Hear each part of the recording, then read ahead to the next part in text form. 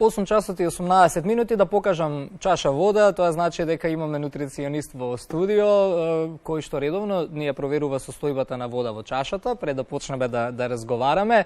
И секако, со ова ќе ја најавам редовната рубрика во понеделник Здрав живот. За прв пат во Македонија на Аутро, и мило ми ете што на некој начин во оваа наша нова веќе телевизиска сезона, ќе имаме нутриционистката Емилија Спасовска-Мојсовска.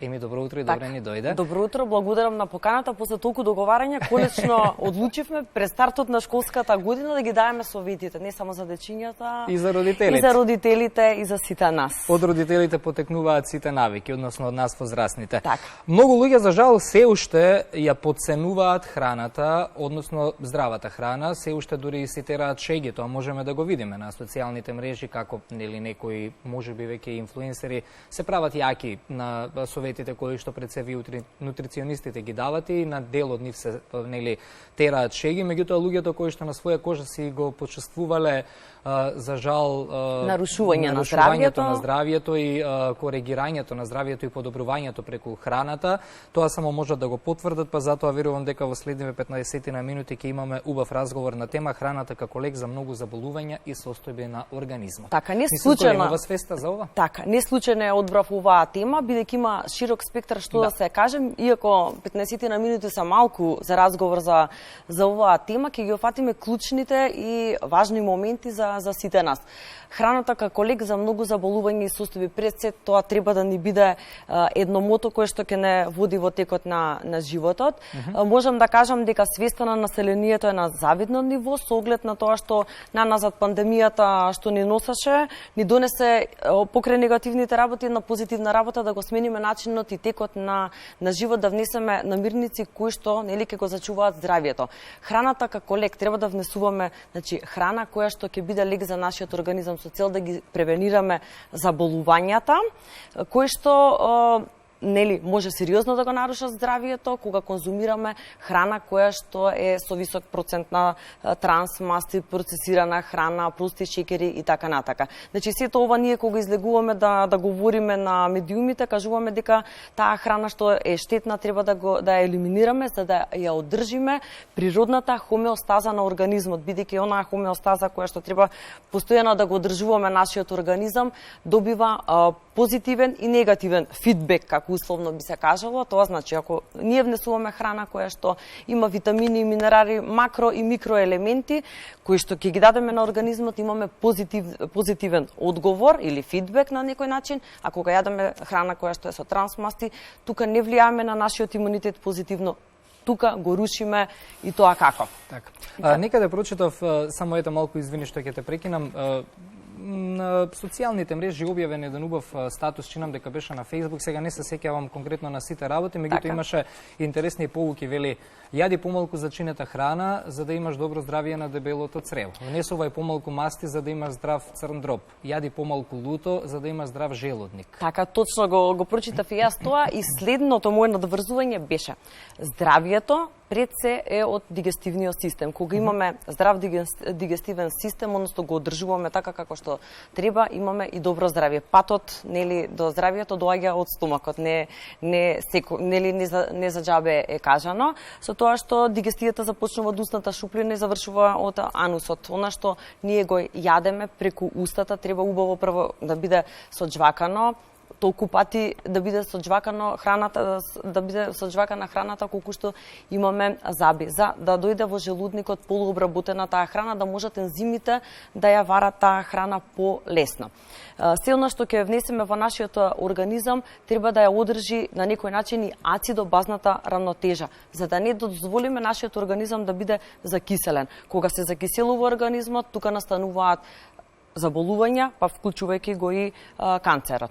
Она што сакам да напоменам покрај храната која што ја внесуваме, покрај брзото темпо начин на живот што го имаме, треба да го избалансираме и стресот. Бидејќи од стресот знаеме ние дека причина број 1 за смртност се кардиоваскуларните заболувања. Таквото темпо, брзиот начин на живот, сето тоа го допринесува за нарушување на кардиоваскуларното здравје. Она што сакам да го напоменам и е многу важно, знаеме и дека гојазноста е причина, епидемиолошки размери завзема во поглед на нарушување за жал, податоците се поразителни не само кај нас, туку кога ги гледаме и статистиките од многу светски земји. Така, тоа е Иако се епидемиологија. повеќе зборуваме за здравата храна изминативе години, но сепак со гојазноста некако како да Така, за жал, од најмалата возраст до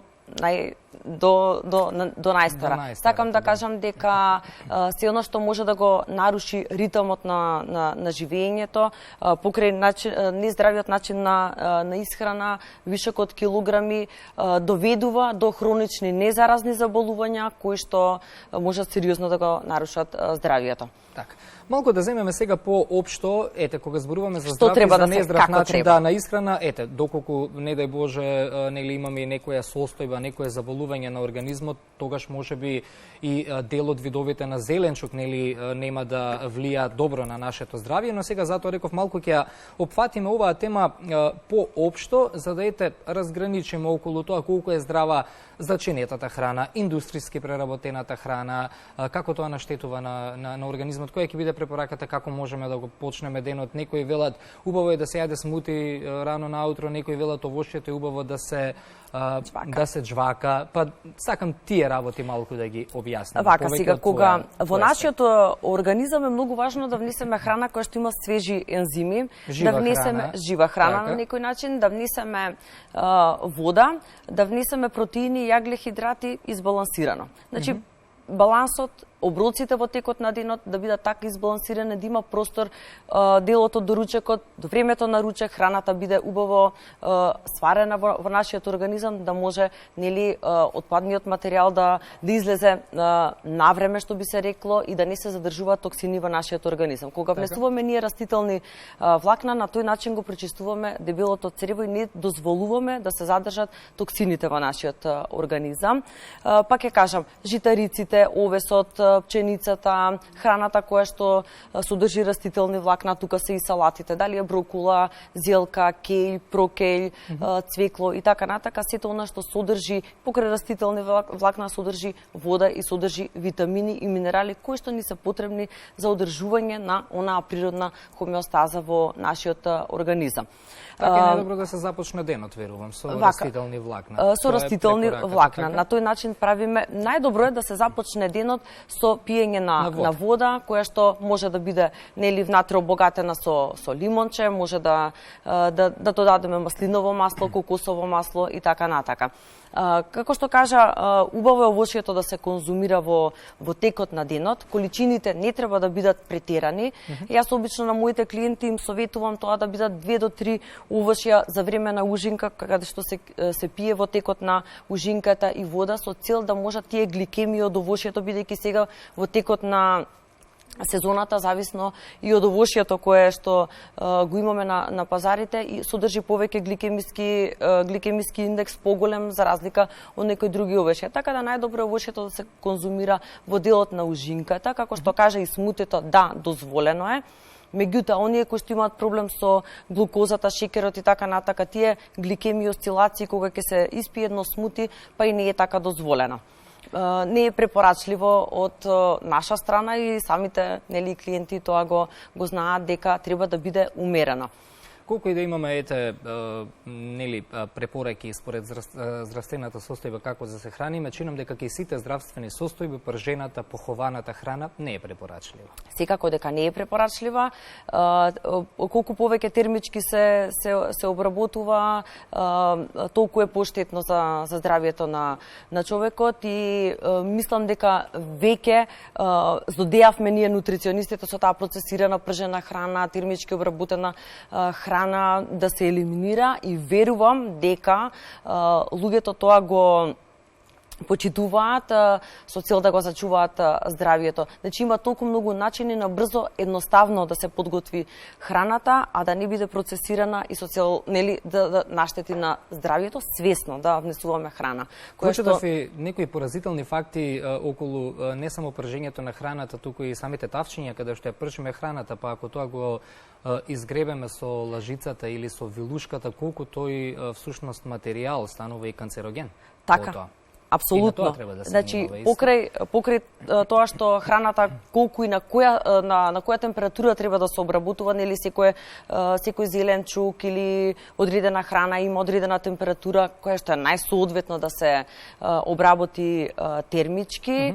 Многу е важно како ја послужуваме, во што ја обработуваме храната и ние знаеме дека и водата во пластичните шишиња не е дозволено да се пие заради бисфенолите и така натака, кои што имаат хемиски агенси кои што попатно ги внесуваме покрај храната која што е здрава, нели салатите се здрави така натака, но ние внесуваме и треба да ги прочистиме оние пестициди, хербициди кои што ги извлекува самиот зеленчук од земјата. На тој начин сода бикарбона, лимон, јаболков оцет. Како е најдобро да се измие правилно зеленчукот и така се остава 15 на 20 минути во сад со вода, сода бикарбона, лимон и отстојува со цел да се излезат сите пестициди.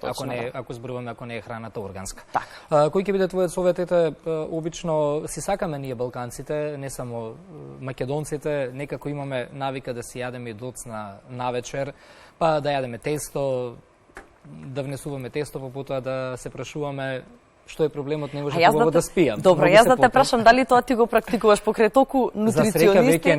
За среќа не е години наназад и морам да признам, некогаш, ако се случи во текот на годината да го направам тоа, ако го споделувам мојот личен пример, се случува стварно да не спијам убаво, па дури и да се потам за време на спиењето. Точно затоа што организмот се бори, троши енергија со цел да свари храната во вечерните часови. Многу често на моите клиенти кажувам вечерата да заврши максимум до 21 часот, но доколку имаме балансирани оброци, како што се доручек, ручек, вечера и се внесени јаглехидрати, дали се тоа тестенини за време на ручек и така натака, вечерата некогаш многу често, да кажам, ја прескокнуваат и тоа завршува со една супа или салата или кисело млеко со семки од тиква, сончоглед, кој што е полесно за дигестија, ќе имаме помирен сон, бидејќи кога ние јадеме храна во вечерните часови, организмот троши енергија за да ја обработи таа храна и едноставно се мачи и немаме мирен сон.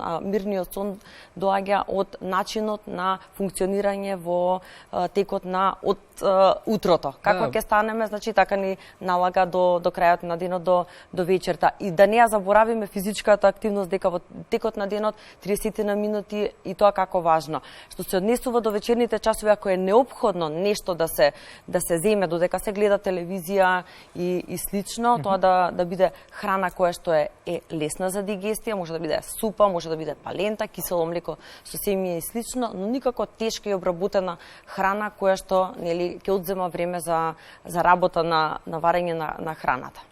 Малку тоа го изигнорирав како момент, затоа повторно ќе се вратам, бидејќи е важно, имаме исто така ние навика во веќе искористено пластично шише, нели откако ќе испиеме водата, да нели си ставаме внатре дали да си точиме сокче, дали вода од чешма и тоа шише да ни користи дома и по неколку недели. Тоа да потенцираме дека е најздравата работа која што ја правиме. Така, тоа да биде заменето со стаклено. Најубаво, така. Стакло, така. Да. Јас многу често и моите клиенти ме препознаваат со таа вода, 2 литри вода, од вечер одстоена, со 2 сантиметри ѓумбир, внатре се додава во водата, да се ферментира, така, да. Лимон, нане, изрендано или сецкано 2 сантиметри, се додава во водата, се додава нане 15 листови, може да биде краставица, лимон или портокал, остојува од вечер, ферментира и во текот на другиот ден се пие дозволено време за време на ужинки.